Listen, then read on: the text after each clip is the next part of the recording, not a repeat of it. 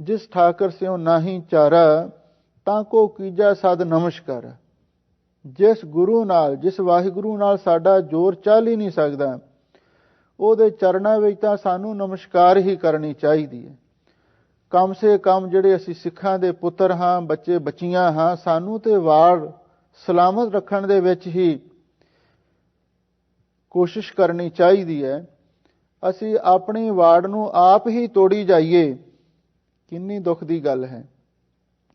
ਹੁਣ ਫਰਾਂਸ ਦੇ ਅੰਦਰ ਇਹ ਗੱਲ ਆਪਾਂ ਅਖਬਾਰਾਂ ਦੇ ਵਿੱਚ ਪੜ੍ਹਦੇ ਸੁਣਦੇ ਚਲੇ ਆ ਰਹੇ ਹਾਂ ਬਈ ਉੱਥੋਂ ਦੀ ਸਰਕਾਰ ਨੇ ਸਿੱਖਾਂ ਨੂੰ ਪੱਗ ਦਸਤਾਰ ਸਜਾ ਕੇ ਸਕੂਲਾਂ ਵਿੱਚ ਜਾਣ ਤੋਂ ਮਨਾਹੀ ਕਰ ਦਿੱਤੀ ਹੈ ਤੇ ਸਾਰੀ ਕੌਮ ਨੇ ਵਾਵੇਲਾ ਖੜਾ ਕੀਤਾ ਹੈ। ਸਰਕਾਰਾਂ ਤੱਕ ਪਹੁੰਚ ਵੀ ਕੀਤੀ, ਮੁਜ਼ਾਹਰੇ ਵੀ ਕੀਤੇ ਜਾ ਰਹੇ ਨੇ, ਸਭ ਕੁਝ ਹੋ ਰਿਹਾ ਹੈ। ਇੱਕ ਪਾਸੇ ਤੇ ਅਸੀਂ ਆਪਣੇ ਪੱਗ ਦੀ ਖਾਤਰ, ਪੱਗ ਪੱਤ ਦਾ ਪ੍ਰਤੀਕ ਹੈ, ਅਸੀਂ ਪੱਗ ਦੀ ਖਾਤਰ ਮੁਜ਼ਾਹਰੇ ਕਰਦੇ ਹਾਂ, ਰੋਸ ਪ੍ਰਗਟ ਕਰਦੇ ਹਾਂ। ਪਰ ਦੂਜੇ ਪਾਸੇ ਸਾਨੂੰ ਇਹ ਵੀ ਤਾਂ ਸੋਚਣਾ ਪਵੇਗਾ, ਉਹੀ ਪੱਗ ਜਦੋਂ ਅਸੀਂ ਆਪਣੇ ਆਪ ਹੀ ਹੱਥੀਂ ਉਤਾਰ ਦਿੰਦੇ ਹਾਂ ਤੇ ਸਿਰ ਤੇ ਟੋਪੀਆਂ ਸਜਾ ਲੈਂਦੇ ਹਾਂ, ਪਰ ਪਤਾ ਸਤਿਗੁਰੂ ਦੀ ਰਹਿਤ ਕੀ ਕਹਿੰਦੀ ਹੈ, ਸਿੱਖ ਹੋਏ ਸਿਰ ਟੋਪੀ ਧਰੈ, 7 ਜਨਮ ਕੁਸ਼ਤੀ ਹੋਏ ਮਰੇ। ਜਿਹੜਾ ਸਿੱਖ ਹੋ ਕੇ ਸਿਰ ਤੇ ਟੋਪੀ ਰੱਖੇ, ਉਹ 7 ਜਨਮ ਕੋੜੀ ਹੋ ਕੇ ਮਰਦੇ। ਹੁਣ ਵੇਖ ਲਓ, ਇੱਕ ਪਾਸੇ ਦਸਤਾਰ ਲਈ ਰੋਸ ਪ੍ਰਗਟ ਕਰਦੇ ਹਾਂ, ਦੂਜੇ ਪਾਸੇ ਆਪ ਹੀ ਦਸਤਾਰ ਨੂੰ ਅਸੀਂ ਪੈਰਾਂ ਹੇਠ ਰੋਲੀ ਜਾ ਰਹੇ ਹਾਂ। ਕਿੰਨੀ ਸਾਡੀ ਇਹ ਮਨਮਤ ਹੈ, ਕਿੰਨੀ ਆਪ ਹੁਦਰੀ ਹੈ, ਕਿੰਨੀ ਬੇਸਮਝੀ ਹੈ। ਅਸੀਂ ਵਾੜ ਨੂੰ ਮਜ਼ਬੂਤ ਰੱਖਣਾ ਹੈ। ਇਸ ਲਈ ਸਤਿਗੁਰੂ ਮਹਾਰਾਜ ਸੱਚੇ ਪਾਤਸ਼ਾਹ ਨੇ ਸਾਨੂੰ ਇਹ ਸਿੱਖਿਆ ਬਖਸ਼ੀ ਹੈ, ਨਿਸ਼ਾਨੇ ਸਿੱਖੀ 5 ਹਰਫ ਕਾਫ, ਹਰਗਿਜ਼ ਨਾ ਬਾਸ਼ਦ ਅਜ਼ੀ 5 ਮੁਆ। ਅੱਜ ਜਦੋਂ ਸਨ 1984 ਵਿੱਚ ਦਿੱਲੀ ਦੰਗੇ ਵੀ ਹੋਏ, ਉਸ ਵੇਲੇ ਅਸੀਂ ਇਹ ਵੀ ਗੱਲਾਂ ਸੁਣੀਆਂ ਵੀ ਬਹੁਤ ਸਾਰੇ ਸਿੱਖਾਂ ਦੇ ਕੇਸ ਕਤਲ ਕਰ ਦਿੱਤੇ ਗਏ, ਦਸਤਾਰਾਂ ਲਾਹੀਆਂ ਗਈਆਂ, ਕਿਰਪਾਨਾਂ ਉਤਾਰੀਆਂ ਗਈਆਂ, ਉਹਨਾਂ ਨੂੰ ਬੇਇੱਜ਼ਤ ਕੀਤਾ ਗਿਆ, ਉਹਨਾਂ ਨੂੰ ਜਲੀਲ ਕੀਤਾ ਗਿਆ ਔਰ ਉਹਨਾਂ ਨੂੰ ਮੌਤ ਦੇ ਘਾਟ ਵੀ ਉਤਾਰਿਆ ਗਿਆ। ਸੋਚਣ ਵਾਲੀ ਗੱਲ ਹੈ। ਸਿੱਖਾਂ ਨੇ ਇਸ ਦਾ ਰੋਸ ਪ੍ਰਗਟ ਕੀਤਾ, ਪਰ ਹੁਣ ਜਦੋਂ ਕੋਈ ਦੂਸਰਾ ਪੱਗ ਲਾਉਂਦਾ ਸਾਨੂੰ ਗੁੱਸਾ ਆਉਂਦਾ। ਜਦੋਂ ਅਸੀਂ ਆਪ ਲਾਉਂਦੇ ਹਾਂ ਉਸ ਵੇਲੇ ਕਿਉਂ ਨਹੀਂ ਸੋਚਦੇ? ਜੇ ਕੋਈ ਦੂਸਰਾ ਕੇਸ ਕਤਲ ਕਰਦਾ ਅਸੀਂ ਰੋਸ ਪ੍ਰਗਟ ਕਰਦੇ ਹਾਂ, ਜਦੋਂ ਆਪ ਕੈਂਚੀਆਂ ਫੜ ਕੇ ਸਿੱਖੀ ਦੀ ਮੋਹਰ ਨੂੰ ਅਸੀਂ ਪਾੜਦੇ ਹਾਂ, ਕੱਟਦੇ ਹਾਂ, ਵੱਢਦੇ ਹਾਂ, ਉਸ ਵੇਲੇ ਸ਼ਰਮ ਕਿਉਂ ਨਹੀਂ ਆਉਂਦੀ? ਇਹ ਗੱਲਾਂ ਸਾਡੇ ਸਾਰਿਆਂ ਲਈ ਸੋਚਣ ਵਾਲੀਆਂ ਨੇ, ਕਿਉਂਕਿ ਧਰਮ ਤਾਂ ਕਾਇਮ ਰਹਿਣਾ ਜੇ ਵਾੜ ਕਾਇਮ ਰਹੇਗੀ। ਜੇ ਰਹਿਤ ਸਿੱਖ ਦੀ ਪਰਪੱਕ ਹੈ ਤੇ ਫਿਰ ਉਹ ਆਪਣੀ ਸਿੱਖੀ ਦੀ ਸੰਭਾਲ ਕਰ ਸਕਦਾ। ਇਸੇ ਲਈ ਸਤਿਗੁਰੂ ਨੇ ਆਖਿਆ, ਹਰਗਿਜ਼ ਨਾ ਬਾਸ਼ਦ ਅਜ਼ੀ 5 ਮੁਆਫ। ਸਿੱਖਾ ਤੈਨੂੰ 5 ਦੇ ਵਿੱਚੋਂ ਇੱਕ ਵੀ ਮਾਫ ਨਹੀਂ ਹੋਣੀ, ਇਹ ਚਾਹੇ ਜਿੰਨਾ ਮਰਜ਼ੀ ਯਤਨ ਕਰੀ।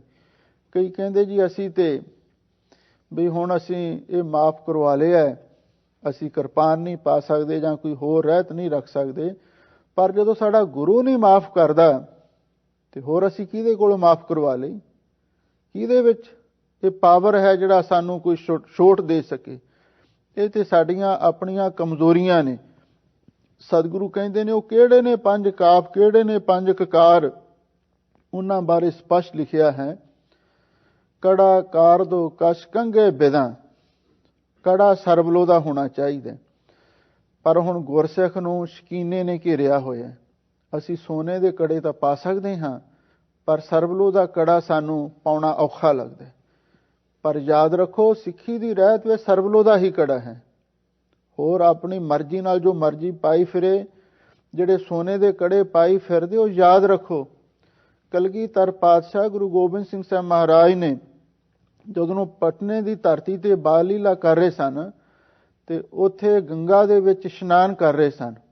ਸਤਿਗੁਰੂ ਦੇ ਹੱਥ ਵਿੱਚ ਪਾਇਆ ਹੋਇਆ ਸੋਨੇ ਦਾ ਕੰਗਣ ਸਤਿਗੁਰੂ ਨੇ ਗੰਗਾ ਨਦੀ ਦੇ ਵਿੱਚ ਸੁੱਟ ਦਿੱਤਾ।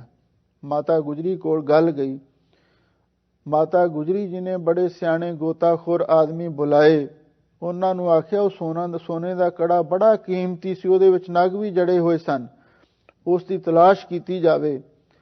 ਤੇ ਜਦੋਂ ਕਲਗੀਧਰ ਪਾਤਸ਼ਾਹ ਨੂੰ ਪੁੱਛਿਆ ਗਿਆ, ਬਈ ਉਹ ਕੜਾ ਕਿੱਥੇ ਡਿੱਗਿਆ ਹੈ, ਤੇ ਹਜ਼ੂਰ ਨੇ ਦੂਜਾ ਲਾ ਕੇ ਵੀ ਸੁੱਟ ਦਿੱਤਾ ਸੀ। ਕਹਿੰਦੇ ਉੱਥੇ ਇੱਕ ਡਿੱਗਿਆ ਸੀ। ਸਾਡੇ ਗੁਰੂ ਨੇ ਸੋਨੇ ਦੇ ਕੜੇ ਨਹੀਂ ਸੀ ਦਿੱਤੇ, ਨਾ ਹੀ ਸੋਨੇ ਦੇ ਗਹਿਣੇ ਸਾਨੂੰ ਪਾਉਣ ਲਈ ਆਖਿਆ ਸੀ। ਹਾਂ, ਇਹ ਤਾਂ ਆਖਿਆ ਹੈ, ਕੂੜ ਸੋਇਨਾ ਕੂੜ ਰੂਪਾ ਕੂੜ ਪਹਿਨਣਹਾਰ, ਵੀ ਇਹ ਸਾਰੇ ਹਾਰ ਸ਼ਿੰਗਾਰ ਤੁਹਾਡੇ ਝੂਠੇ ਨੇ।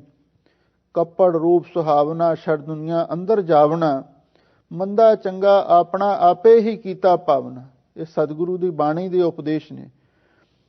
ਸਤਿਗੁਰੂ ਮਹਾਰਾਜ ਨੇ ਜਦੋਂ ਅਨੰਦਪੁਰ ਸਾਹਿਬ ਜੀ ਦਾ ਕਿਲ੍ਹਾ ਛੱਡਿਆ ਤੇ ਉਸ ਵੇਲੇ ਜਿੰਨਾ ਖਜ਼ਾਨਾ ਸੀ ਸਾਰਾ ਸਤਲੁਜ ਦੇ ਵਿੱਚ ਪਾ ਦਿੱਤਾ। ਮਾਤਾ ਗੁਜਰੀ ਕਹਿਣ ਲੱਗੀ, ਆ ਤੁਹਾਡੇ ਸਿੱਖਾਂ ਨੇ ਤੁਹਾਡੇ ਲਈ ਇੰਨੀਆਂ ਕੁਰਬਾਨੀਆਂ ਕੀਤੀਆਂ ਨੇ, ਆਪਣਾ ਖੂਨ ਡੋਲਿਆ ਹੈ, ਤੁਸੀਂ ਇਹ ਜਿਹੜਾ ਸੋਨਾ ਹੈ ਇਹਨਾਂ ਨੂੰ ਕਿਉਂ ਨਹੀਂ ਦੇ ਦਿੰਦੇ? ਸਤਿਗੁਰੂ ਕਹਿਣ ਲੱਗੇ, ਮਾਤਾ ਸੋਨੇ ਨੇ ਰੱਖਿਆ ਨਹੀਂ ਕਰਨੀ, ਸਰਬਲੋ ਨੇ ਰੱਖਿਆ ਕਰਨੀ ਹੈ, ਸ਼ਸਤਰਾਂ ਨੇ ਰੱਖਿਆ ਕਰਨੀ ਹੈ। ਅਸੀਂ ਆਪਣੇ ਸਿੱਖਾਂ ਨੂੰ ਮੁਸੀਬਤ ਵਿੱਚ ਨਹੀਂ ਪਾਉਣਾ ਚਾਹੁੰਦੇ, ਕਿਉਂਕਿ ਗੁਰੂ ਨਾਨਕ ਸਾਹਿਬ ਦੇ ਬਚਨ ਹੈ, ਧਿਆਨ ਨਾਲ ਸੁਣਨ ਵਾਲੀਆਂ ਗੱਲਾਂ ਨੇ। ਤਨ ਜੋਬਨ ਦੋਇ ਵੈਰੀ ਹੋਏ, ਜਿੰਨੀ ਰੱਖੇ ਰੰਗ ਲਾਏ। ਇਹ ਜਿਹੜਾ ਸੋਨਾ ਹੈ, ਜੀਵਰ ਨੇ, ਤਨ ਹੈ, ਜਵਾਨੀਆਂ ਸਾਡੇ ਕਿਸੇ ਦਿਨ ਦੁਸ਼ਮਣ ਬਣ ਜਾਂਦੇ ਨੇ। ਇਸੇ ਲਈ ਸਤਿਗੁਰੂ ਮਹਾਰਾਜ ਨੇ ਹਰ ਸਿੱਖ ਮਾਈ ਭਾਈ ਨੂੰ ਆਖਿਆ ਵੀ ਆਹ ਜਿਹੜੇ 5 ਕਕਾਰ ਨੇ ਮੈਂ ਤੁਹਾਨੂੰ ਰਹਿਤ ਬਖਸ਼ੀ ਹੈ, ਇਹ ਕਕਾਰ ਨੇ, ਇਹ ਤੇਰੇ ਗਹਿਣੇ ਨੇ, ਇਹ ਤੇਰੇ ਭੂਸ਼ਣ ਨੇ, ਇਹਨਾਂ ਨੂੰ ਸਜਾ ਕੇ ਰੱਖਣਾ। ਜਿਹੜੇ ਸਿੱਖੀ ਦੇ ਵਿੱਚ ਤਿਆਰ ਬਰਤਿਆਰ ਨੇ, ਜਿਨ੍ਹਾਂ ਕੋਲੇ ਸਿੱਖੀ ਦੀ ਪੂਰਨ ਰਹਿਤ ਮਰਜ਼ਾਦਾ ਹੈ, ਕੀ ਉਹ ਕਿਸੇ ਦੇ ਨਾਲੋਂ ਘੱਟ ਸੁੰਦਰ ਨੇ? ਕਿਸੇ ਪੱਛਮੀ ਵਿਦਵਾਨ ਨੂੰ, ਜਿਸਨੇ ਸਾਰੀ ਦੁਨੀਆ ਦੀ ਤਵਾਰੀਖ ਲਿਖੀ, ਸਾਰੇ ਦੇਸ਼ਾਂ ਦੇ ਵਿੱਚ ਜਾ ਜਾ ਕੇ ਸਾਰੇ ਧਰਮਾਂ ਦੇ ਨਾਲ, ਸਾਰੇ ਲੋਕਾਂ ਦੇ ਨਾਲ ਸੰਪਰਕ ਵੀ ਕੀਤਾ, ਉਹਦੇ ਸਾਹਮਣੇ ਇੱਕ ਸਵਾਲ ਰੱਖਿਆ ਗਿਆ, ਬਈ ਤੂੰ ਇਹ ਦੱਸ, ਤੈਨੂੰ ਸਾਰਿਆਂ ਤੋਂ ਵੱਧ ਸੋਹਣਾ ਮਨੁੱਖ ਕੌਣ ਜਾਪਿਆ ਹੈ?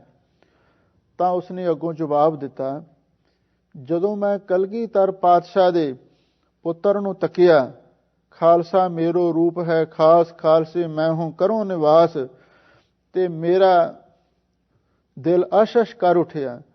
ਜਿਹੜਾ ਗੁਰੂ ਨੇ ਖਾਲਸੇ ਨੂੰ ਆਪਣਾ ਖਾਸ ਰੂਪ ਦਿੱਤਾ ਹੈ, ਉਹਦਾ ਕੋਈ ਦੁਨੀਆ ਵਿੱਚ ਮੁਕਾਬਲਾ ਨਹੀਂ ਕਰ ਸਕਦਾ। ਇਹਦਾ ਮਤਲਬ ਇਹ ਹੋਇਆ, ਜਿਹੜੀ ਸਿੱਖੀ ਦੀ ਰਹਿਤ ਹੈ, ਸਿੱਖੀ ਦਾ ਸਰੂਪ ਹੈ, ਜਿਸ ਗੁਰਸਿੱਖ ਮਾਈ ਭਾਈ ਦੇ ਕੋਲ ਹੈ, ਉਹਦੇ ਵਰਗਾ ਸੁੰਦਰ ਕੋਈ ਨਹੀਂ ਹੋ ਸਕਦਾ। ਦੂਸਰੇ ਨੰਬਰ ਤੇ ਇਹ ਸਵਾਲ ਕੀਤਾ ਗਿਆ, ਤੈਨੂੰ ਸਭ ਤੋਂ ਕਰੂਪ ਆਦਮੀ ਕਿਹੜਾ ਲੱਗਿਆ? ਤੇ ਉਹਨੇ ਹੋਰ ਕੋਈ ਜਵਾਬ ਦੇਣ ਦੀ ਥਾਂ ਤੇ ਇਹੀ ਆਖਿਆ ਵੀ ਜਦੋਂ ਸਿੱਖ ਗੁਰੂ ਦੇ ਖਾਸ ਰੂਪ ਨੂੰ ਤਿਆਗ ਦੇਵੇ, ਉਹਦੇ ਵਰਗਾ ਕਰੂਪ ਵੀ ਕੋਈ ਨਹੀਂ, ਉਹਦੇ ਵਰਗਾ ਬਦਸ਼ਕਲ ਵੀ ਕੋਈ ਨਹੀਂ। ਕਿੱਡੀ ਵੱਡੀ ਗੱਲ ਸਿੱਖਿਆਦਾਇਕ ਹੈ।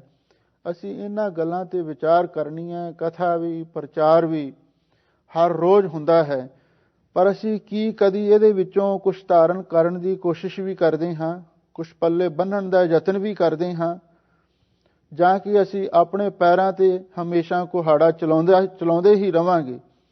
ਜੇ ਕੋਈ ਦੂਸਰਾ ਪੱਗ ਉਤਾਰੇ, ਦੂਸਰਾ ਕਿਰਪਾਨ ਲਾਵੇ, ਦੂਸਰਾ ਕੇਸ ਕਤਲ ਕਰੇ, ਅਸੀਂ ਰੋਸ ਕਰਦੇ ਹਾਂ, ਮਜ਼ਾਰੇ ਕਰਦੇ ਹਾਂ, ਪਰ ਜਦੋਂ ਅਸੀਂ ਆਪ ਇਹ ਸਾਰਾ ਕੁਝ ਕਰਦੇ ਹਾਂ ਤੇ ਫਿਰ ਦੁਸ਼ਮਣ ਨੂੰ ਕੀ ਲੋੜ ਹੈ ਕੁਝ ਕਰਨ ਕਰਾਉਣ ਦੀ?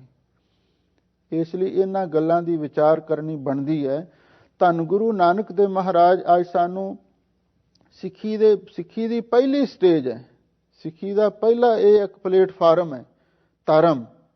ਇੱਥੋਂ ਅਸੀਂ ਸਿੱਖੀ ਵਿੱਚ ਪ੍ਰਵੇਸ਼ ਕਰਨਾ ਹੈ, ਇੱਥੋਂ ਗੁਰਮੁਖ ਗਾਡੀ ਰਾਹ ਤੇ ਚੱਲਣਾ ਹੈ, ਔਰ ਇੱਥੋਂ ਹੀ ਅਸੀਂ ਆਪਣੀ ਮੰਜ਼ਿਲ ਤੱਕ ਜਾ ਸਕਦੇ ਹਾਂ। ਜਿਹੜਾ ਪਹਿਲਾ ਜਿਹੜਾ ਪਲੇਟਫਾਰਮ ਹੈ ਧਰਮ ਦਾ, ਇੱਥੇ ਹੀ ਨਹੀਂ ਆ ਸਕਿਆ ਤੇ ਉਹਨੇ ਅੱਗੇ ਯਾਤਰਾ ਕੀ ਕਰਨੀ ਹੈ? ਇਸ ਲਈ ਹਰ ਗੁਰਸਿੱਖ ਮਾਈ ਭਾਈ ਨੂੰ ਖਿਆਲ ਕਰਨਾ ਚਾਹੀਦਾ ਹੈ, ਜਿਹੜੇ ਸਿੱਖੀ ਦੇ ਕਕਾਰ ਨੇ, ਕੜਾ ਕਾਰਦੋ ਕਸ਼ ਕੰਗੇ ਬਿਦਾਂ, ਕੜਾ ਸਰਬਲੋ ਦਾ ਹੋਵੇ, ਕਾਰਦ ਛੋਟੀ ਕਿਰਪਾਨ ਨੂੰ ਕਹਿੰਦੇ ਨੇ। ਹੁਣ ਕਈ ਕੰਗਿਆਂ ਵਿੱਚ ਤੇ ਕਈ ਗਲਾਂ ਵਿੱਚ ਵੀ ਪਾਉਂਦੇ ਨੇ। ਚਲੋ ਕਿਸੇ ਮਜਬੂਰੀ ਵਾਸਤੇ ਕਿਸੇ ਐਸਾ ਕਰਨਾ ਪੈ ਜਾਵੇ, ਵੱਖਰੀ ਗੱਲ ਹੈ, ਪਰ ਸਤਿਗੁਰੂ ਨੇ ਗਾਤਰੇ ਵਾਲੀ ਕਿਰਪਾਨ ਨੂੰ ਰਹਿਤ ਮਰਜ਼ਾਦਾ ਦਾ ਅੰਗ ਮੰਨਿਆ। ਆ ਜਿਹੜੀ ਕਰਦ ਫਾਰਸੀ ਵਿੱਚ, ਹੁਣ ਕਰਦ ਆਪਾਂ ਦੇਖਦੇ ਹਾਂ, ਜਿਹੜੇ ਸਾਡੇ ਕਿਚਨ ਦੇ ਵਿੱਚ ਚਾਕੂ ਹੁੰਦੇ ਨੇ, ਆਪਾਂ ਉਹਨਾਂ ਨੂੰ ਵੀ ਕਰਦ ਕਹਿ ਦਿੰਦੇ ਹਾਂ, ਨਾਈਫ। ਹੁਣ ਗੋਰੇ ਸਾਡੀ ਕਿਰਪਾਨ ਨੂੰ ਵੀ ਨਾਈਫ ਕਹਿੰਦੇ ਨੇ, ਪਰ ਕਮ ਸੇ ਕਮ ਉਹ ਵੀ ਘੱਟੋ ਘੱਟ ਕੋਈ 6 ਇੰਚ, ਕੋਈ 9 ਇੰਚ ਹੋਣੀ ਚਾਹੀਦੀ ਹੈ, ਕਿਉਂਕਿ ਇਹ ਸਾਡਾ ਧਰਮ ਦਾ ਚਿੰਨ੍ਹ ਹੈ। ਕੜਾ ਕਾਰਦੋ ਕੱਛ ਤੇ ਰੇਵ ਕਛਹਿਰਾ ਵੀ ਹੋਣਾ ਚਾਹੀਦਾ।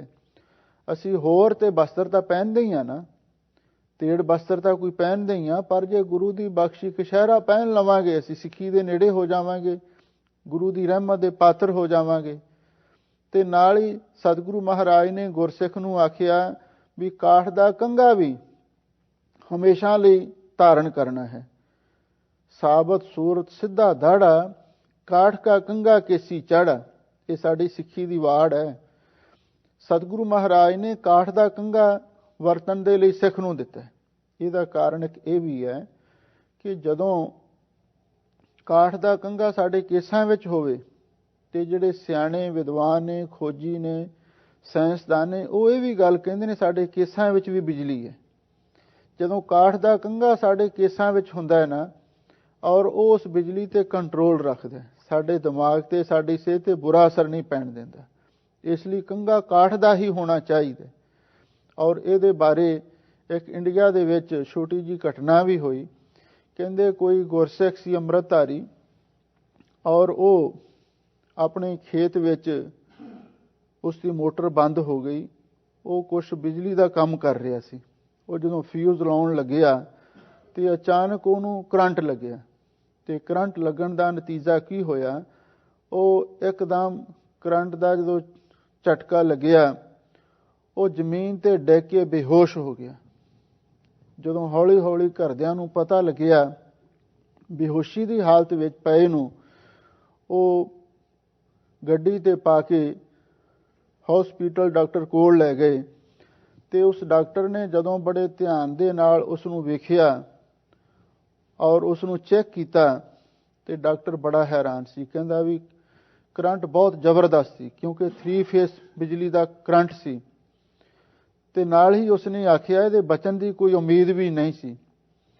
ਪਰ ਜਦੋਂ ਇਸ ਨੂੰ ਕਰੰਟ ਲੱਗਿਆ ਤਾਂ ਉਸ ਵੇਲੇ ਇਹਨੂੰ ਕੋਈ ਨਾ ਕੋਈ ਕਾਠ, ਕੋਈ ਲੱਕੜ ਦਾ ਟੁਕੜਾ ਛੋਹਿਆ, ਜਿਹਦੇ ਕਰਕੇ ਇਹਦੀ ਜਾਨ ਬਚੀ ਹੈ।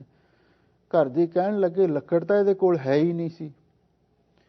ਅਖੀਰ ਜਦੋਂ ਕਿਸੇ ਗੱਲ ਦਾ ਪਤਾ ਨਾ ਲੱਗ ਸਕਿਆ ਤੇ ਫਿਰ ਉਸ ਗੁਰਸਿੱਖ ਦੇ ਕੰਘੇ ਵੱਲ ਖਿਆਲ ਗਿਆ। ਡਾਕਟਰ ਹੈਰਾਨ ਹੋਇਆ, ਕਹਿੰਦਾ ਗੁਰੂ ਦੀ ਕਿੰਨੀ ਬਖਸ਼ਿਸ਼ ਹੋਈ ਹੈ। ਜੇ ਸਿੱਖ ਦੇ ਕੋਲੇ ਕਾਠ ਦਾ ਕੰਘਾ ਨਾ ਹੁੰਦਾ, ਇਹਦੀ ਅੱਜ ਜਾਨ ਨਹੀਂ ਸੀ ਬਚ ਸਕਦੀ। ਇਹ ਕਾਠ ਦੇ ਕੰਘੇ ਨੇ ਇਹਦੀ ਜਾਨ ਬਚਾਈ ਹੈ। ਇਸ ਲਈ ਕੰਘਾ ਕਾਠ ਦਾ ਹੀ ਹੋਵੇ। ਕਈ ਹੋਰ ਪਲਾਸਟਿਕ ਦੇ, ਹੋਰ ਕੋਈ ਧਾਤਾਂ ਦੇ ਬਣੇ ਵੀ ਵਰਤਦੇ ਨੇ, ਪਰ ਗੁਰੂ ਮਹਾਰਾਜ ਨੇ ਕਾਠ ਦਾ ਕੰਘਾ ਦਿੱਤਾ, ਜਿਹੜਾ ਸਾਡੀ ਸਿਹਤ ਲਈ ਵੀ, ਸਾਡੇ ਜਾਨ ਦੇ ਲਈ ਵੀ ਰੱਖਿਆ ਦਾ ਕਾਰਨ ਬਣ ਸਕਦਾ ਹੈ। ਅਤੇ ਨਾਲ ਹੀ 5ਵੇਂ ਨੰਬਰ ਤੇ ਸਤਿਗੁਰੂ ਨੇ ਇਹ ਆਖਿਆ, ਬਿਲਾ ਕੇਸ ਹੈ ਚਸ ਜੁਮਲੇ ਨਿਸ਼ਾਂ। ਆ ਜਿਹੜੇ ਕੇਸ ਨੇ, ਇਹ ਸਭ ਤੋਂ ਪਹਿਲੀ ਸਿੱਖੀ ਦੀ ਮੋਹਰ ਹੈ। ਜੇ ਸਿਰ ਤੇ ਕੇਸ ਨਹੀਂ, ਜਿਹੜੇ ਬਾਕੀ 4 ਕਕਾਰ ਨੇ, ਉਹਨਾਂ ਦੀ ਵੀ ਕੋਈ ਅਹਿਮੀਅਤ ਨਹੀਂ ਰਹਿ ਜਾਂਦੀ। ਬਿਲਾ ਕੇਸ ਹੈ ਚਸ, ਹੇਚ ਦਾ ਅਰਥ ਹੈ ਤੁਛ। ਬਿਨਾਂ ਕੇਸਾਂ ਤੋਂ ਬਾਕੀ ਜਿਹੜੇ ਕਕਾਰ ਨੇ ਉਹ ਤੁਛ ਨੇ। ਹੁਣ ਕੋਈ ਕੋਨਾ ਮੋਨਾ ਆਦਮੀ ਕਿਰਪਾਨ ਪਾਈ ਫਿਰੇ, ਕਛਹਿਰਾ ਪਾਈ ਫਿਰੇ, ਉਹ ਕਹਿੰਦੇ ਮਖੌਲ ਹੀ ਕਰਨਗੇ ਸਾਰੇ। ਇਸ ਲਈ ਪਹਿਲੀ ਸਿੱਖ ਦੀ ਰਹਿਤ ਹੈ ਕਿ ਸਾਬਤ ਸੂਰਤ ਦਸਤਾਰ ਸਿਰ, ਸਾਬਤ ਸੂਰਤ ਦਾ ਧਾਰਨੀ ਸਿਰ ਤੇ ਦਸਤਾਰ ਸਜਾਵੇ। ਤੇ ਬਾਕੀ ਗੱਲਾਂ ਇਸ ਤੋਂ ਗਾਂਹ ਨੇ। ਇਹ ਹੈਗੀ ਵਾੜ। ਤੇ ਖੇਤੀ ਕੀ ਹੈ? ਖੇਤੀ ਪਾਈ ਇਹ ਹੈ, ਜੋ ਅਸੀਂ ਬਾਣੀ ਪੜ੍ਹਦੇ ਹਾਂ, ਸਿਮਰਨ ਕਰਦੇ ਹਾਂ, ਸਤ ਸੰਤੋਖ ਆਦਿਕ ਦੈਵੀ ਗੁਣਾਂ ਨੂੰ ਧਾਰਨ ਕਰਦੇ ਹਾਂ, ਆਪਣੇ ਅੰਦਰ ਚੰਗੇ ਗੁਣ ਪੈਦਾ ਕਰਦੇ ਹਾਂ। ਇਹ ਸਾਡੀ ਖੇਤੀ ਹੈ। ਹੁਣ ਇਸ ਖੇਤੀ ਨੂੰ, ਜਿਹੜੀ ਭਗਤੀ ਦੀ ਖੇਤੀ ਹੈ, ਸ਼ੁਭ ਗੁਣਾਂ ਦੀ ਖੇਤੀ ਹੈ, ਧਰਮ ਦੀ ਖੇਤੀ ਹੈ, ਇਹਨੂੰ ਸੰਭਾਲਣ ਦੇ ਲਈ ਗੁਰੂ ਮਹਾਰਾਜ ਨੇ ਸਿੱਖੀ ਦੀ ਰਹਿਤ ਮਰਜ਼ਾਦਾ 5 ਕਕਾਰਾਂ ਦੀ ਰਹਿਤ ਇਹ ਵਾੜ ਕਰ ਦਿੱਤੀ। ਤੇ ਨਾਲ ਆਖਿਆ, ਗੁਰਸਿੱਖਾ, ਇਸ ਵਾੜ ਨੂੰ ਜਿੰਨਾ ਮਜ਼ਬੂਤ ਰੱਖੇਗਾ ਔਰ ਓਨਾ ਹੀ ਤੇਰੀ ਧਰਮ ਦੀ ਖੇਤੀ, ਸਿੱਖੀ ਦੀ ਫਸਲ ਸੁਰੱਖਿਅਤ ਰਹਿ ਸਕਦੀ ਹੈ। ਜੇ ਵਾੜ ਕਮਜ਼ੋਰ ਹੋ ਜਾਵੇ ਤੇ ਉਹਨੂੰ ਫੇਰ ਪੱਕੀ ਕਰ। ਜੇ ਰਹਿਤ ਵਿੱਚ ਕਿਤੇ ਕਮਜ਼ੋਰੀ ਆ ਜਾਵੇ ਫਿਰ ਸੁਧਾਈ ਕਰਵਾ। ਜੇ ਤੂੰ ਵਾੜ ਹੀ ਤੋੜ ਦਿੱਤੀ ਤੇ ਤੇਰੀ ਸਿੱਖੀ ਨਹੀਂ ਸਲਾਮਤ ਰਹੇਗੀ, ਤੇਰਾ ਧਰਮ ਨਹੀਂ ਬਚ ਸਕੇਗਾ। ਪੁਰਾਤਨ ਸਿੱਖ ਸਨ, ਉਹਨਾਂ ਵੱਲ ਨਿਗਾਹ ਮਾਰ ਕੇ ਦੇਖੋ, ਉਹਨਾਂ ਵਿੱਚ ਕਿੰਨੀ ਸਿੱਖੀ ਦੀ ਪਰਪੱਕਤਾ ਸੀ, ਵਾੜ ਕਿੰਨੀ ਮਜ਼ਬੂਤ ਸੀ। ਚਾਹੇ ਦੁਸ਼ਮਣ ਨੇ ਉਹਨਾਂ ਨੂੰ ਉਬਲਦੀਆਂ ਦੇਗਾਂ ਵਿੱਚ ਵੀ ਬਿਠਾ ਦਿੱਤਾ, ਆਰੇ ਦੇ ਨਾਲ ਵੀ ਤਨ ਚੀਰ ਦਿੱਤਾ, ਚਰਖੜੀਆਂ ਤੇ ਵੀ ਚੜਾ ਦਿੱਤਾ, ਬੰਦ ਵੀ ਕਟਵਾ ਦਿੱਤਾ, ਤੇ ਤਾਰੂ ਸਿੰਘ ਨੇ ਖੋਪਰਾ ਵੀ ਲੁਹਾ ਲਿਆ, ਪਰ ਕੇਸ ਨਹੀਂ ਕਤਲ ਹੋਣ ਦਿੱਤੇ। ਸਾਡੇ ਤੇ ਕਿਹੜੀ ਮੁਸੀਬਤ ਆ ਗਈ?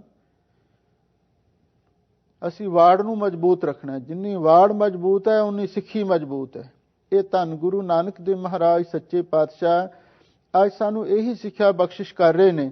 ਲੋ ਸੰਗਤਾਂ, ਪ੍ਰੇਮ ਦੇ ਨਾਲ ਇਸ ਪਾਵਨ ਬਾਣੀ ਦੀ ਵਿਚਾਰ ਸਰਵਣ ਕਰੋ ਤੇ ਇੱਕ ਵਾਰੀ ਪਿਆਰ ਦੇ ਨਾਲ ਆਖੋ, ਸਤਨਾਮ ਸ੍ਰੀ ਵਾਹਿਗੁਰੂ ਸਾਹਿਬ ਜੀਓ। ਸਤਨਾਮ ਸ੍ਰੀ ਵਾਹਿਗੁਰੂ ਜੀ। ਰਾਤੀ ਰੁੱਤੀ ਥਿੱਤੀ ਵਾਰ। ਧੰਨ ਗੁਰੂ ਨਾਨਕ ਦੇਵ ਮਹਾਰਾਜ ਸੱਚੇ ਪਾਤਸ਼ਾਹ ਫਰਮਾਉਂਦੇ ਨੇ, ਅਕਾਲ ਪੁਰਖ ਵਾਹਿਗੁਰੂ ਪਰਮੇਸ਼ਰ ਨੇ ਜਦੋਂ ਸ੍ਰਿਸ਼ਟੀ ਦੀ ਰਚਨਾ ਕੀਤੀ, ਪਹਿਲੇ ਨੰਬਰ ਤੇ ਕਾਲ ਦੀ ਸਿਰਜਣਾ ਹੋਈ। ਕਾਲ ਕਹਿੰਦੇ ਨੇ ਸਮੇਂ ਨੂੰ। ਸਮਾਂ ਪਹਿਲਾਂ ਹੋਂਦ ਵਿੱਚ ਆਇਆ। ਰਾਤੀ, ਰੁੱਤੀ, ਥਿੱਤੀ, ਵਾਰ, ਇਹ ਜਿੰਨੇ ਸ਼ਬਦ ਨੇ ਸਾਰੇ ਕਾਲ ਦੇ ਸੂਚਕ ਨੇ, ਸਮੇਂ ਦੇ ਸੂਚਕ ਨੇ। ਵਾਹਿਗੁਰੂ ਨੇ ਰਾਤ ਬਣਾ ਦਿੱਤੀ, ਦਿਨ ਦੇ ਮੁਕਾਬਲੇ ਤੇ ਰਾਤ ਬਣਾਈ। ਫਿਰ ਰੁੱਤਾਂ ਵੀ ਬਣਾ ਦਿੱਤੀਆਂ, ਮੌਸਮ ਵੀ ਬਣਾ ਦਿੱਤੇ, ਤੇ ਥਿੱਤੀ ਥਿੱਤਾਂ ਵੀ ਬਣਾ ਦਿੱਤੀਆਂ। ਆ ਜਿਹੜੀਆਂ ਚੰਦਰਮਾ ਦੇ ਹਿਸਾਬ ਦੇ ਨਾਲ 15 ਥਿੱਤਾਂ ਨੇ, ਤੇ ਵਾਰ 7, ਇਹ ਵੀ ਉਸ ਵਾਹਿਗੁਰੂ ਪਰਮੇਸ਼ਰ ਨੇ ਬਣਾਏ ਨੇ। ਇਹਦਾ ਮਤਲਬ ਇਹ ਹੈ, ਵਾਹਿਗੁਰੂ ਨੇ ਸ੍ਰਿਸ਼ਟੀ ਦੀ ਸਾਜਨਾ ਕਰਨ ਤੋਂ ਪਹਿਲਾਂ ਇਹ ਧਰਮਸਾਲ, ਜਿਹੜੀ ਧਰਮ ਦੀ ਧਰਤੀ ਹੈ, ਇਹਦੀ ਸਥਾਪਨਾ ਕਰਨ ਤੋਂ ਪਹਿਲਾਂ ਇਹਨਾਂ ਰਾਤਾਂ ਨੂੰ, ਰੁੱਤਾਂ ਨੂੰ, ਥਿੱਤਾਂ ਨੂੰ, ਵਾਰਾਂ ਨੂੰ ਬਣਾਇਆ ਹੈ। ਪਵਨ, ਪਾਣੀ, ਅਗਨੀ, ਪਾਤਾਲ।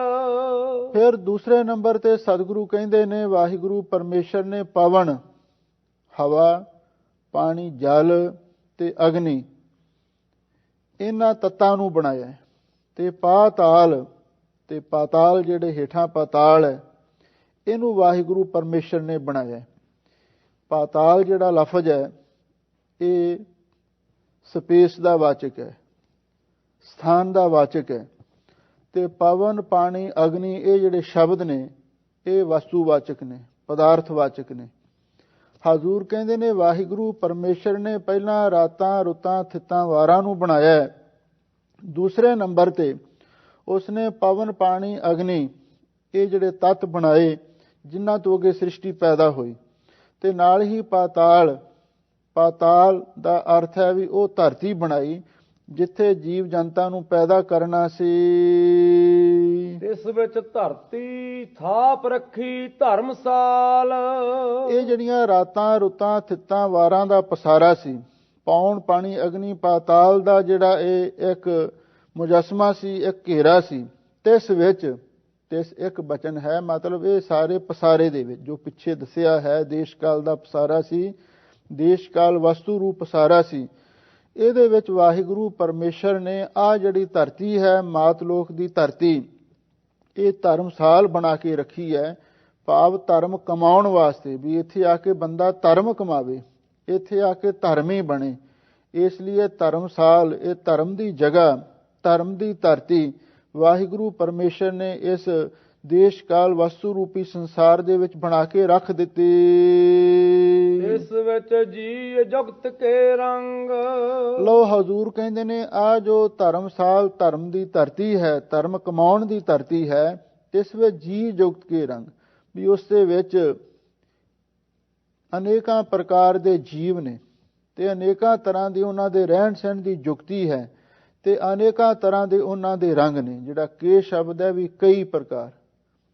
ਹਜ਼ੂਰ ਕਹਿੰਦੇ ਨੇ ਉਸ ਧਰਤੀ ਦੇ ਅੰਦਰ ਕਈ ਪ੍ਰਕਾਰ ਦੇ ਜੀਵ ਨੇ, ਕਈ ਤਰ੍ਹਾਂ ਦੇ ਉਹਨਾਂ ਦੇ ਰੰਗ ਨੇ, ਤੇ ਕਈ ਪ੍ਰਕਾਰ ਦੀਆਂ ਉਹਨਾਂ ਦੀਆਂ ਰਹਿਣ ਸਹਿਣ ਦੀਆਂ ਜੁਗਤੀਆਂ ਨੇ, ਢੰਗ ਤਰੀਕੇ ਨੇ। ਇਉਂ ਉਸ ਵਾਹਿਗੁਰੂ ਪਰਮੇਸ਼ਰ ਨੇ ਜਿੱਥੇ ਧਰਮਸਾਲ ਧਰਤੀ ਬਣਾਈ, ਉੱਥੇ ਇਹਦੇ ਵਿੱਚ ਰਹਿਣ ਵਾਲੇ ਸਾਰੇ ਜੀਵ ਵੀ ਪੈਦਾ ਕੀਤੇ। ਜਿਵੇਂ ਹੁਣ ਮਨੁੱਖ ਸ੍ਰਿਸ਼ਟੀ ਦੀ ਗੱਲ ਹੀ ਲੈ ਲਓ। ਹੁਣ ਜਿਹੜੇ ਆਪਣੇ ਜਿਹੜੇ ਇੰਡੀਆ ਲੋਕ ਆ, ਸਾਡੇ ਰੰਗ ਕੁਛ ਹੋਰ ਤਰ੍ਹਾਂ ਦੇ ਨੇ, ਗੋਰਿਆਂ ਦੇ ਚਿੱਟੇ ਨੇ, ਕਾਲਿਆਂ ਦੇ ਕਿੰਨੇ ਕਾਲੇ ਨੇ, ਇਉਂ ਅਨੇਕਾਂ ਰੰਗਾਂ ਦੇ ਵਾਹਿਗੁਰੂ ਪਰਮੇਸ਼ਰ ਨੇ ਜੀਵ ਜੰਤ ਪੈਦਾ ਕੀਤੇ ਹਨ। ਤਿਨ ਕੇ ਨਾਮ ਅਨੇਕ ਅਨੰਤ। ਲੋ ਹਜ਼ੂਰ ਕਹਿੰਦੇ ਨੇ ਜੇ ਉਹਨਾਂ ਸਾਰੇ ਜੀਵਾਂ ਦੇ ਨਾਮ ਗਿਣਨ ਲੱਗੀਏ ਤੇ ਗਿਣੇ ਨਹੀਂ ਜਾ ਸਕਦੇ। ਤਿਨ ਕੇ ਨਾਮ ਅਨੇਕ, ਉਹਨਾਂ ਦੇ ਨਾਮ ਅਨੇਕਾਂ ਨੇ, ਅਣਗਿਣਤ ਨੇ, ਤੇ ਉਹਨਾਂ ਦੇ ਅਸਥਾਨ ਜਿੱਥੇ ਉਹ ਰਹਿੰਦੇ ਨੇ ਅਨੰਤ, ਉਹ ਵੀ ਬੇਅੰਤ ਨੇ। ਭਾਵ ਉਹਨਾਂ ਦੇ ਜਿਹੜੇ ਨਾਮ ਨੇ ਤੇ ਉਹਨਾਂ ਦੇ ਥਾਮ ਨੇ, ਇਹ ਥਾਮ ਉੱਤੋਂ ਨਾਲ ਗ੍ਰਹਿਣ ਕਰਨਾ ਹੈ, ਕਿਉਂਕਿ ਸਤਿਗੁਰੂ ਨੇ ਪਿੱਛੇ ਆਖਿਆ ਸੀ ਅਸੰਖ ਨਾਵ ਅਸੰਖ ਥਾਵ। ਜਿੱਥੇ ਜੀਵ ਅਸੰਖਾਂ ਨੇ ਉੱਥੇ ਉਹਨਾਂ ਦੇ ਥਾਂ ਵੀ ਅਸੰਖ ਨੇ। ਹਜ਼ੂਰ ਕਹਿੰਦੇ ਨੇ ਉੱਥੇ ਉਹਨਾਂ ਜੀਵਾਂ ਦੇ ਨਾਮ ਵੀ ਅਣਗਿਣਤ ਨੇ ਤੇ ਉਹਨਾਂ ਦੇ ਥਾਂ ਵੀ ਅਣਗਿਣਤ ਹਨ। ਕਰਮੀ ਕਰਮੀ ਹੋਏ ਵਿਚਾਰ।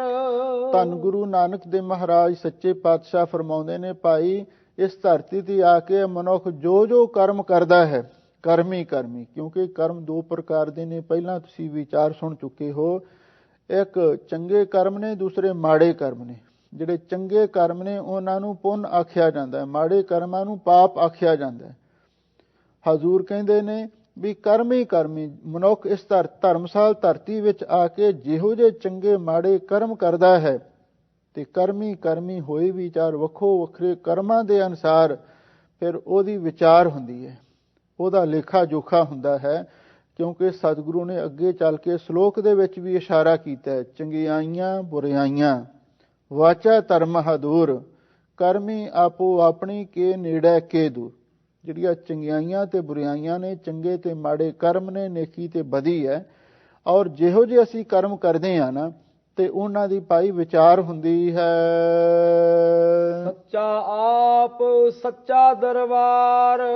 ਵਿਚਾਰ ਹੁੰਦੀ ਕਿੱਥੇ ਹੈ? ਹਜ਼ੂਰ ਕਹਿੰਦੇ ਜਿੱਥੇ ਵਾਹਿਗੁਰੂ ਆਪ ਸੱਚਾ ਹੈ ਤੇ ਸੱਚਾ ਹੀ ਉਸ ਦਾ ਦਰਬਾਰ ਸੱਚਖੰਡ ਹੈ। ਕਿਉਂਕਿ ਲੇਖਾ ਰੱਬ ਮਗੇਸੀਆ ਬੈਠਾ ਕੱਢ ਵਹੀ। ਜਿੱਥੇ ਅਕਾਲ ਪੁਰਖ ਵਾਹਿਗੁਰੂ ਦਾ ਸੱਚਖੰਡ ਦਰਬਾਰ ਹੈ, ਜਿੱਥੇ ਸੱਚਾ ਆਪ ਬੈਠਾ ਹੈ, ਜਦੋਂ ਇਹ ਜੀਵ ਮਰ ਕੇ ਅੱਗੇ ਜਾਂਦਾ ਹੈ ਉੱਥੇ ਵਾਹਿਗੁਰੂ ਦੀ ਦਰਗਾਹ ਵਿੱਚ, ਉਸ ਦੇ ਦਰਬਾਰ ਦੇ ਵਿੱਚ ਕਰਮਾਂ ਦੀ ਵਿਚਾਰ ਹੁੰਦੀ ਹੈ। ਜਿਹੋ ਜਿਹੇ ਕਰਮ ਹੁੰਦੇ ਨੇ ਤੇ ਉਹ ਜਿਹਾ ਉਹਨਾਂ ਨੂੰ ਫਲ ਵੀ ਮਿਲਦਾ ਹੈ। ਤਿੱਥੈ ਸੋਹਣ ਪੰਚ ਪਰਵਾਣ। ਲਓ ਹਜ਼ੂਰ ਕਹਿੰਦੇ ਨੇ ਉਸ ਵਾਹਿਗੁਰੂ ਦੇ ਦਰਬਾਰ ਦੇ ਵਿੱਚ ਵੀ ਜਿਹੜੇ ਪੰਚ ਦਾ ਅਰਥ ਹੈ ਧਰਮੀ ਮਹਾਂਪੁਰਖ, ਕਿਉਂਕਿ ਗੱਲ ਧਰਮ ਦੀ ਚੱਲ ਰਹੀ ਹੈ।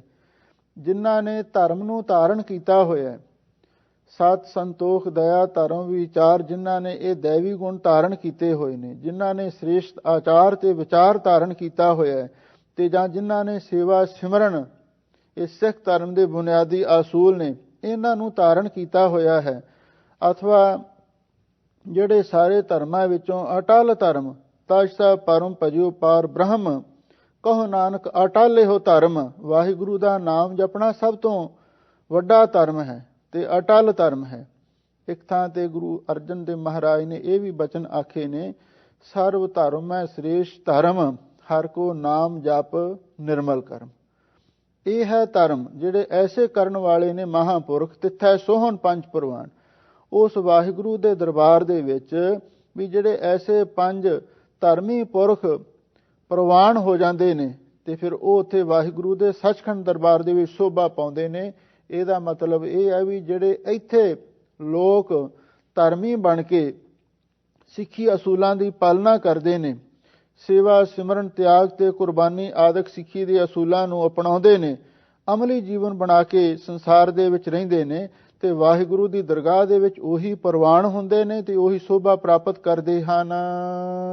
ਨਦਰੀ ਕਰਮ ਪਵੈ ਨੀਸਾਨ। ਹਜ਼ੂਰ ਕਹਿੰਦੇ ਨੇ ਨਦਰੀ ਕਰਮ, ਉਹ ਨਦਰ ਦਾ ਮਾਲਕ ਜੋ ਵਾਹਿਗੁਰੂ ਪਰਮੇਸ਼ਰ ਹੈ, ਉਸ ਦੀ ਨਦਰੀ ਕਰਮ ਦਾ ਅਰਥ ਹੈ ਵੀ ਨਦਰੇ ਕਰਮ, ਭਾਵ ਉਸ ਦੀ ਨਜ਼ਰੇ ਅਨਾਇਤ ਕਿਰਪਾ ਦ੍ਰਿਸ਼ਟੀ ਦੁਆਰਾ ਉਹਨਾਂ ਦੇ ਉੱਤੇ ਨਿਸ਼ਾਨ ਪੈ ਜਾਂਦਾ ਹੈ, ਭਾਵ ਉਹਨਾਂ ਤੇ ਮੋਹਰ ਲੱਗ ਜਾਂਦੀ ਹੈ ਵੀ ਇਹ ਪ੍ਰਵਾਨ ਨੇ, ਇਹ ਖਰੇ ਸਿੱਕੇ ਨੇ, ਇਹਨਾਂ ਨੂੰ ਸੱਚਖੰਡ ਦੇ ਵਿੱਚ ਭੇਜਿਆ ਜਾਵੇ, ਇਹ ਧਰਮੀ ਨੇ।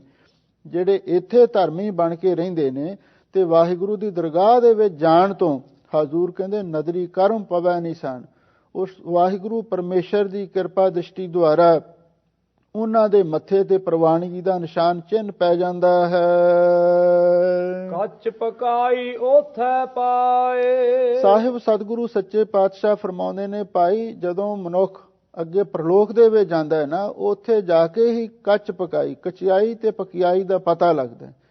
ਇੱਥੇ ਤਾਂ ਕਈ ਲੋਕ ਐਸੇ ਨੇ ਵੀ ਜਿਹੜੇ ਕਹਿੰਦੇ ਨੇ ਉਹ ਕਿੱਥੇ ਹੈ ਰੱਬ, ਕਿਹਨੇ ਪੁੱਛਣਾ ਹੈ, ਇਹ ਜ਼ਿੰਦਗੀ ਐਸ਼ ਕਰਨ ਵਾਸਤੇ ਮਿਲੀ ਹੈ, ਤੁਸੀਂ ਇੱਥੇ ਐਸ਼ ਕਰੋ, ਆਨੰਦ ਲਓ, ਖਾਓ ਪੀਓ, ਮੌਜਾਂ ਮਾਣੋ। ਪਰ ਹਜ਼ੂਰ ਕਹਿੰਦੇ ਨਹੀਂ, ਐਸੀ ਗੱਲ ਨਹੀਂ। ਕੱਚ ਪਕਾਈ ਉੱਥੇ ਪਾਏ। ਜਦੋਂ ਅੱਗੇ ਦਰਗਾਹ ਵਿੱਚ ਜਾਓਗੇ, ਵਾਹਿਗੁਰੂ ਦੇ ਸੱਚਖੰਡ ਦਰਬਾਰ ਵਿੱਚ ਜਾਓਗੇ, ਉੱਥੇ ਜਾ ਕੇ ਤੁਹਾਡੇ ਜੀਵਨ ਦੀ, ਤੁਹਾਡੇ ਧਰਮ ਦੀ, ਤੁਹਾਡੀ ਸਿੱਖੀ ਦੀ ਕਚਿਆਈ ਪਕਿਆਈ ਦਾ ਪਤਾ ਲੱਗਣਾ। ਭਾਵ ਇਹ ਹੈ ਵੀ ਇੱਥੇ ਜਿਹੜੇ ਢਿੱਲੇ ਮੱਠੇ ਨੇ ਔਰ ਉਹਨਾਂ ਦੀ ਵੀ ਉੱਥੇ ਜਾ ਕੇ ਪੇਸ਼ੀ ਹੋਵੇਗੀ, ਤੇ ਜਿਹੜੇ ਧਰਮ ਦੇ ਵਿੱਚ ਸਿੱਖੀ ਵਿੱਚ ਪਰਪੱਕ ਹੋਣਗੇ ਤੇ ਉਹਨਾਂ ਦਾ ਅੱਗੇ ਸਤਿਕਾਰ ਹੋਣਾ ਹੈ। ਨਾਨਕ ਗਿਆ ਜਾਪੈ ਜਾਏ। ਧੰਨ ਗੁਰੂ ਨਾਨਕ ਤੇ ਮਹਾਰਾਜ ਸੱਚੇ ਪਾਤਸ਼ਾਹ ਫਰਮਾਉਂਦੇ ਨੇ, ਨਾਨਕ ਗਿਆ ਜਾਪੈ ਜਾਏ। ਵੀ ਜਦੋਂ ਅੱਗੇ ਗਿਆ, ਜਦੋਂ ਅੱਗੇ ਦਰਗਾਹ ਵਿੱਚ ਗਿਆ ਨਾ, ਜਾਪੈ ਜਾਏ, ਫੇਰ ਉੱਥੇ ਜਾਣਿਆ ਜਾਵੇਗਾ ਵੀ ਇਹ ਧਰਮੀ ਹੈ ਕਿ ਜਾਂ ਅਧਰਮੀ ਹੈ। ਕਿਉਂਕਿ ਪਰਮੇਸ਼ਰ ਨੇ ਅੱਗੇ ਜਾ ਕੇ ਪਰਖ ਕਰਨੀ ਹੈ। ਧਰਮ ਦਾ ਸੰਬੰਧ ਇਸ ਦੁਨੀਆ ਦੇ ਨਾਲ ਵੀ ਹੈ ਤੇ ਧਰਮ ਦਾ ਸੰਬੰਧ ਪਰਲੋਕ ਦੇ ਨਾਲ ਵੀ ਹੈ। ਜਿਹੜਾ ਇੱਥੇ ਧਰਮ ਕਰਮ ਕਰਦਾ ਹੈ, ਉਹ ਦਰਗਾਹ ਦੇ ਵਿੱਚ ਵੀ ਉਹਦਾ ਸੁੱਖ ਸਤਿਕਾਰ, ਸੋਭਾ ਤੇ ਸਤਿਕਾਰ ਉਸ ਨੂੰ ਮਿਲਦਾ ਹੈ। ਇਸੇ ਲਈ ਹਜ਼ੂਰ ਕਹਿੰਦੇ ਨੇ, ਨਾਨਕ ਗਿਆ ਜਾਪੈ ਜਾਏ। ਜਦੋਂ ਮਨੁੱਖ ਅੱਗੇ ਪ੍ਰਲੋਕ ਦੇ ਵਿੱਚ ਗਿਆ, ਉਸ ਵੇਲੇ ਜਾਣਿਆ ਜਾਵੇਗਾ ਵੀ ਇਹ ਧਰਮੀ ਹੈ। ਧਰਮ ਖੰਡ ਕਾ ਇਹੋ ਧਰਮ। ਧੰਨ ਗੁਰੂ ਨਾਨਕ ਦੇਵ ਮਹਾਰਾਜ ਸੱਚੇ ਪਾਤਸ਼ਾਹ ਫਰਮਾਉਂਦੇ ਨੇ ਕਿ ਐ ਗੁਰਸਿੱਖੋ, ਧਰਮ ਖੰਡ ਕਾ ਇਹੋ ਧਰਮ। ਜਿਹੜਾ ਧਰਮ ਖੰਡ ਹੈ ਉਹਦਾ ਤੇ ਧਰਮ ਇਹੀ ਹੈ। ਧਰਮ ਖੰਡ ਦਾ ਆਦਰਸ਼, ਧਰਮ ਖੰਡ ਦਾ ਜੋ ਅਸਲੀ ਧਰਮ ਸੁਭਾਵ ਇਹੀ ਹੈ ਜੋ ਅਸਾਂ ਪਿੱਛੇ ਵਰਣਨ ਕੀਤਾ ਹੈ। ਗਿਆਨ ਖੰਡ ਕਾ ਆਖੋ ਕਰਮ। ਲਓ ਹੁਣ ਸਤਿਗੁਰੂ ਦੇ ਚਰਨਾਂ ਵਿੱਚ ਗੁਰਸਿੱਖਾਂ ਨੇ ਬੇਨਤੀ ਕੀਤੀ, ਮਹਾਰਾਜ ਠੀਕ ਹੈ, ਤੁਸੀਂ ਧਰਮਖੰਡ ਦਾ ਤੇ ਧਰਮਖੰਡ ਦਾ ਦੇ ਜੋ ਕਰਤੱਵ ਹੈ, ਆਦਰਸ਼ ਹੈ, ਰਹਿਣੀ ਬਹਿਣੀ ਹੈ, ਢੰਗ ਤਰੀਕਾ ਹੈ, ਉਹ ਤੁਸੀਂ ਸਮਝਾ ਹੀ ਦਿੱਤਾ ਹੈ। ਗਿਆਨ ਖੰਡ ਕਾ ਆਖੋ ਕਰਮ। ਹੁਣ ਮਹਾਰਾਜ ਇਸ ਤੋਂ ਅਗਲਾ ਖੰਡ ਕਿਹੜਾ ਹੈ? ਅਗਲਾ ਖੰਡ ਹੈ ਗਿਆਨ ਖੰਡ। ਹੁਣ ਗਿਆਨ ਖੰਡ ਦਾ ਵੀ ਕਰਮ ਜੋ ਕਰਤੱਵ ਹੈ ਉਹ ਮਹਾਰਾਜ ਸਾਨੂੰ ਦੱਸੋ। ਧਰਮਖੰਡ ਦਾ ਧਰਮ ਤੇ ਇਹੀ ਹੈ ਜੋ ਤੁਸੀਂ ਪਿੱਛੇ ਦੱਸ ਦਿੱਤਾ ਹੈ। ਹੁਣ ਸੱਚੇ ਪਾਤਸ਼ਾਹ ਕਿਰਪਾ ਕਰਕੇ ਗਿਆਨ ਖੰਡ ਕਾ ਆਖੋ ਕਰਮ। ਹੁਣ ਜਿਹੜਾ ਗਿਆਨ ਖੰਡ ਦਾ ਕਰਮ ਕਰਤੱਵ ਹੈ ਉਹ ਸਾਨੂੰ ਅੱਗੇ ਦੱਸੋ ਵੀ ਗਿਆਨ ਖੰਡ ਦੇ ਵਿੱਚ ਕੀ ਹੈ, ਗਿਆਨ ਖੰਡ ਦੀ ਅਵਸਥਾ ਕਿਹੋ ਜੀ ਹੁੰਦੀ ਹੈ।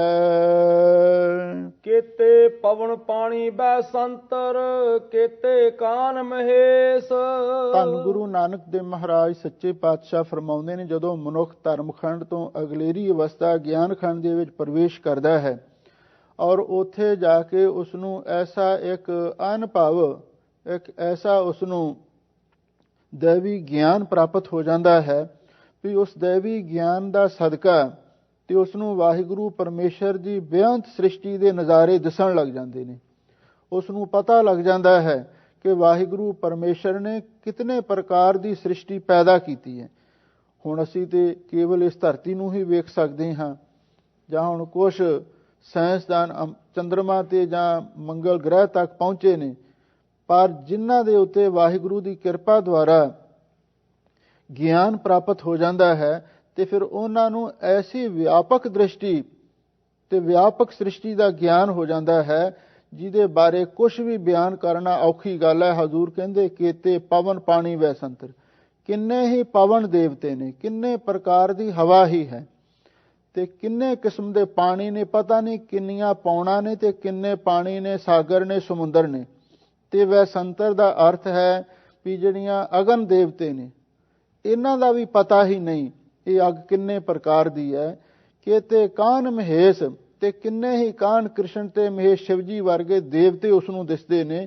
ਇਹਦਾ ਮਤਲਬ ਜਦੋਂ ਗਿਆਨ ਪ੍ਰਾਪਤ ਹੋ ਜਾਂਦਾ ਹੈ, ਦਿਵ ਦ੍ਰਿਸ਼ਟੀ ਜਾਗ ਪੈਂਦੀ ਹੈ ਤੇ ਫਿਰ ਵਾਹਿਗੁਰੂ ਦੀ ਬੇਅੰਤ ਰਚਨਾ ਦਾ ਉਸ ਨੂੰ ਬੋਧ ਹੋ ਜਾਂਦਾ, ਪਤਾ ਲੱਗ ਜਾਂਦਾ ਹੈ ਵੀ ਕਿੰਨੀਆਂ ਪੌਣਾ ਨੇ, ਕਿੰਨੇ ਪਾਣੀ ਨੇ, ਕਿੰਨੀਆਂ ਅਗਨੀਆਂ ਨੇ ਤੇ ਕਿੰਨੇ ਕਾਨ ਕ੍ਰਿਸ਼ਨ ਤੇ ਮਹੇਸ਼ ਸ਼ਿਵ ਜੀ ਵਰਗੇ ਦੇਵਤੇ ਹਨ।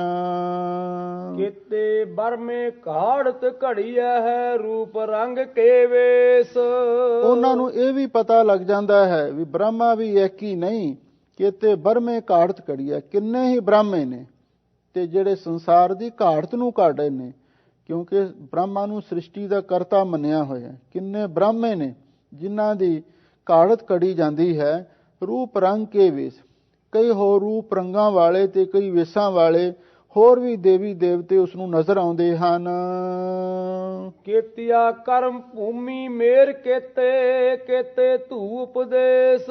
ਲੋ ਹਜ਼ੂਰ ਕਹਿੰਦੇ ਨੇ ਕੀਤਿਆ ਕਰਮ ਭੂਮੀ, ਕਿੰਨੀਆਂ ਹੀ ਕਰਮ ਭੂਮੀਆਂ ਨੇ। ਜਿਵੇਂ ਆਹ ਮਾਤਲੋਕ ਦੀ ਧਰਤੀ ਹੈ ਨਾ, ਇਹੋ ਜਿਹੀਆਂ ਹੋਰ ਬੇਅੰਤ ਧਰਤੀਆਂ ਨੇ, ਕਰਮ ਭੂਮੀਆਂ, ਜਿੱਥੇ ਰਹਿ ਕੇ ਜੀਵ ਕਰਮ ਕਰਦੇ ਨੇ। ਮੇਰ ਕੇਤੇ, ਮੇਰ ਦਾ ਅਰਥ ਹੈ ਪਰਬਤ, ਪਹਾੜ। ਕਿੰਨੇ ਹੀ ਪਹਾੜ ਨੇ।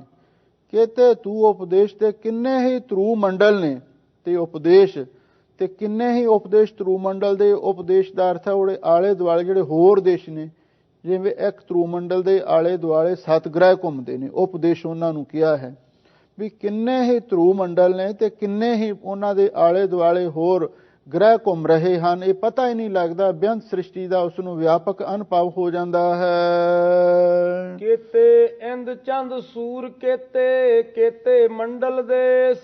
ਕਈ ਵਿਦਵਾਨਾਂ ਨੇ ਕੇਤੇ ਤੂੰ ਉਪਦੇਸ਼ ਇਹ ਵੀ ਅਰਥ ਕੀਤਾ, ਕਿੰਨੇ ਹੀ ਧਰੂ ਭਗਤ ਤੇ ਕਿੰਨੇ ਹੀ ਉਹਨਾਂ ਨੂੰ ਉਪਦੇਸ਼ ਦੇਣ ਵਾਲੇ ਨਾਰਦ ਮੁਨੀ ਵੀ ਨੇ। ਪਰ ਧਰੂ ਮੰਡਲ ਤੇ ਉਪਦੇਸ਼, ਕਿਉਂਕਿ ਮੰਡਲਾਂ ਦੀ ਗੱਲ ਚੱਲ ਰਹੀ ਹੈ, ਜਿਹੜੇ ਉਪਦੇਸ਼ ਨੇ ਧਰੂ ਦੇ ਆਲੇ ਦੁਆਲੇ ਜਿਹੜੇ ਹੋਰ ਗ੍ਰਹਿ ਨੇ ਉਹ ਵੀ ਬੇਅੰਤ ਨੇ। ਕੇਤੇ ਇੰਦ ਚੰਦ ਸੂਰ ਕੀਤੇ, ਕਿੰਨੇ ਹੀ ਇੰਦ ਚੰਦਰਮਾ ਨੇ, ਕਿੰਨੇ ਹੀ ਇੰਦਰ ਪਾਤਸ਼ਾਹ ਨੇ, ਕਿੰਨੇ ਹੀ ਚੰਦਰਮਾ ਨੇ ਤੇ ਕਿੰਨੇ ਹੀ ਸੂਰਜ ਨੇ, ਕੋਈ ਗਿਣਤੀ ਨਹੀਂ ਕਰ ਸਕਦਾ। ਕੇਤੇ ਮੰਡਲ ਦੇਸ਼, ਤੇ ਕਿੰਨੇ ਹੀ ਪਾਈ ਮੰਡਲ ਧਰਤੀਆਂ ਨੇ ਤੇ ਕਿੰਨੇ ਹੋਰ ਦੇਸ਼ ਨੇ। ਬੇਅੰਤ ਹੀ ਬੇਅੰਤ ਵਾਹਿਗੁਰੂ ਦੀ ਰਚਨਾ ਹੈ। ਕੇਤੇ ਸਿੱਧ ਬੁੱਧ ਨਾਥ ਕੇਤੇ, ਕੇਤੇ ਦੇਵੀ ਵੇਸ। ਲੋ ਹਜ਼ੂਰ ਕਹਿੰਦੇ ਭਾਈ ਕਿੰਨੇ ਹੀ ਸਿੱਧ ਸ਼ਕਤੀਆਂ ਵਾਲੇ, ਰਿੱਧੀਆਂ ਸਿੱਧੀਆਂ ਵਾਲੇ ਲੋਕ ਨੇ ਤੇ ਕਿੰਨੇ ਹੀ ਬੁੱਧ ਦਾ ਅਰਥ ਹੈ ਬੁੱਧ ਅਵਤਾਰ, ਜਿਹੜੇ ਗਿਆਨਵਾਨ ਲੋਕ ਨੇ, ਤੇ ਕਿੰਨੇ ਹੀ ਨਾਥ ਨੇ। ਨਹੀਂ ਤੇ 84 ਸਿੱਧ ਤੇ 9 ਹੀ ਨਾਥ ਮੰਨੇ ਨੇ, ਪਰ ਹਜ਼ੂਰ ਕਹਿੰਦੇ ਪਤਾ ਹੀ ਨਹੀਂ ਕਿੰਨੇ ਨੇ। ਕੇਤੇ ਦੇਵੀ ਵੇਸ, ਤੇ ਕਿੰਨੀਆਂ ਹੀ ਦੇਵੀਆਂ ਨੇ, ਦੇਵੀਆਂ ਦੇ ਵੇਸ ਵੀ ਅਨੇਕਾਂ ਨੇ। ਤੇ ਹਿੰਦੁਸਤਾਨ ਦੇ ਵਿੱਚ 33 ਕਰੋੜ ਦੇਵਤੇ, 9 ਕਰੋੜ ਦੇਵੀਆਂ ਮੰਨੀਆਂ ਨੇ, ਪਰ ਇਹ ਤੇ ਉਹਨਾਂ ਨੇ ਇੱਕ ਸੰਖਿਆ ਮਿਥੀ ਹੈ ਨਾ। ਪਰ ਸਤਿਗੁਰੂ ਕਹਿੰਦੇ ਨਹੀਂ, ਉਹ ਕਿੰਨੇ ਹੀ ਨੇ, ਉਹਨਾਂ ਦਾ ਪਤਾ ਹੀ ਨਹੀਂ ਲੱਗ ਸਕਦਾ ਕਿੰਨੀਆਂ ਦੇਵੀਆਂ ਨੇ, ਕਿੰਨੇ ਦੇਵਤੇ ਹਨ। ਕੇਤੇ ਦੇਵ ਦਾਨ ਮਨ ਕੇਤੇ, ਕੇਤੇ ਰਤਨ ਸਮੁੰਦ।